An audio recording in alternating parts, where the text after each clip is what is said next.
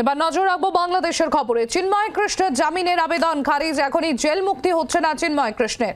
চট্টগ্রাম আদালতে চিন্ময় কৃষ্ণের জামিনের আবেদন খারিজ। বাংলাদেশে বিচারের নামে আবারও প্রহসন। আপনারা জানেন আজ 2রা জানুয়ারি এবং এই 2রা জানুয়ারিতে চিন্ময় কৃষ্ণ দাস সন্ন্যাসী চিন্ময় কৃষ্ণ দাসের জামিনের মামলা শুনানি ছিল। জামিনের মামলার শুনানির সেই জামিনের আবেদন খারিজ হয়ে গিয়েছে বলে জানা যাচ্ছে। তবে তার মানে এখনই জেল মুক্তি হচ্ছে না চিন্ময় কৃষ্ণের। সব্যসাচী চক্রবর্তী আমাদের প্রতিনিধি রয়েছেন আমাদের সঙ্গে।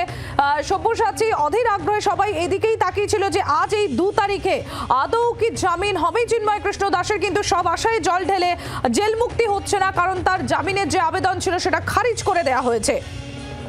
দেখো সম্প্রতি সবাই আশা করেছিল ঠিকই, কিন্তু এটাই হয়তো মানে পূর্ব নির্ধারিতই ছিল যে তাকে জামিন দেওয়া কোনোভাবেই হবে না, কারণ সম্মিলিত সনাতনী জোটের মুখপাত্র চিন্ময় কৃষ্ণ দাস ব্রহ্মচারীর যে একটা ঢেউ তুলেছিলেন প্রতিবাদের, সেই জায়গায় দাঁড়িয়ে কিন্তু তাকে জামিন দেওয়া হবে না, এটা একরকম বোধহয় সরকার মনস্থিরই করে রেখেছে। তাই বিভিন্ন টেকনিক্যাল গ্রাউন্ডে এই জামিনের আবেদন বারবার খারিজ করা হয়েছে। তিনি অসুস্থ, তারপরেও তাকে নিয়ে কি করতে চাইছে এটা কিন্তু উদ্বেগ ক্রমশ বাড়াচ্ছে। আমরা সকাল থেকেই দেখেছি আদালতের সামনে পুলিশ, সেনাবাহিনী, র্যাব সদস্যরা তারা সতর্ক ছিল, একেবারে জোরদার নিরাপত্তা ছিল, এবং সেই জায়গায় দাঁড়িয়ে রাষ্ট্রপক্ষের আইনজীবীরা কিন্তু ছিল, কিন্তু আসামি পক্ষের আইনজীবীদের দীর্ঘক্ষণ দেখা যায়নি।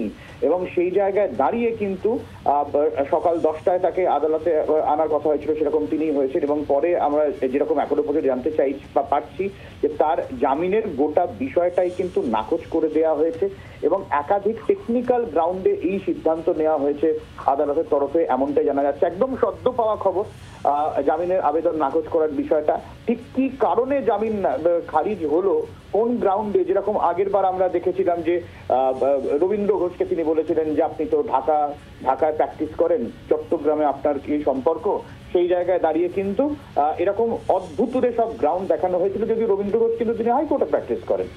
এই সমস্ত বিষয় নিয়ে কিন্তু এখনো ধোঁয়াশা রয়েছে। ঠিক কি কারণে জামিন খারিজ, তার জন্য আরেকটু সময় অপেক্ষা করতে হবে, যখন গোটা বিষয়ে আদালতের কার্যবিবরণী আমরা হাতে পাবো। এবং সব্যসাচী শুধুমাত্র তাই নয়, এই চিন্ময় কৃষ্ণ দাসের যারা ঘনিষ্ঠ বা তার হয়ে যারা দাঁড়াতে গিয়েছেন সেই সমস্ত আইনজীবীদের হুমকি দেয়া, মারধর করা, এই ধরনের খবর তো আগেই সামনে এসেছিল।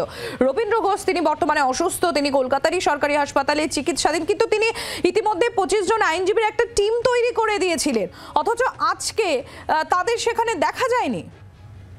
দেখো আমি তোমাকে একটা উদাহরণ দিচ্ছি, জাতীয় পার্টির চেয়ারম্যান GM কাদের তার একটা বক্তব্য শুনেছিলাম।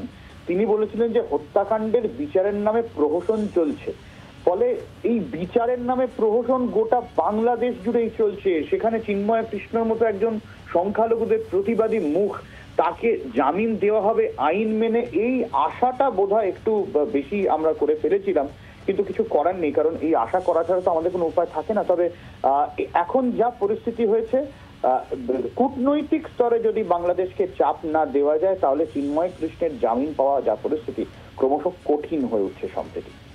আর একেবারেই সব্যসাচী, এবং শুধুমাত্র তাই না, বাংলাদেশের যে বিচারের নামে আসলে প্রহসন চলছে সেটা আরো একবার প্রমাণ হলো এই আজকের এই চিন্ময় কৃষ্ণ দাসের জামিনের আবেদন খারিজ হওয়াতে। একদমই সম্প্রতি, এবং সেই জায়গায় দাঁড়িয়ে কিন্তু আইনজীবীদের কথাও তুমি যেরকম বলছিলে যে আইনজীবীদের মারধর হুমকি দেওয়া হয়েছে, কারা দাঁড়াবেন, তারা দাঁড়াতে চাইছেন, কিন্তু সেই জায়গায় দাঁড়িয়ে যখন তারা আদালত পর্যন্ত কক্ষ পর্যন্ত পৌঁছাচ্ছেন, সেখানে এমন অদ্ভুত কিছু গ্রাউন্ড সামনে আনা হচ্ছে, ফলে সেই জায়গায় দাঁড়িয়ে তাদের পক্ষে আইনি পথে আইনি লড়াই। আরে যেখানে যে দেশের সংবিধানই পাল্টে দেওয়ার দাবি ওঠে, সংবিধানই মানতে চায় না সেই দেশের সরকার, সেই দেশে আইন মানেটা কি, আইন দাঁড়িয়ে কোন জায়গায়, তা নিয়ে তো প্রশ্ন ওঠে। একেবারেই সব্যসাচী, অনেক ধন্যবাদ তোমাকে। বাংলার আওয়াজ, বাঙালির আবেগ, জি 24 ঘন্টা।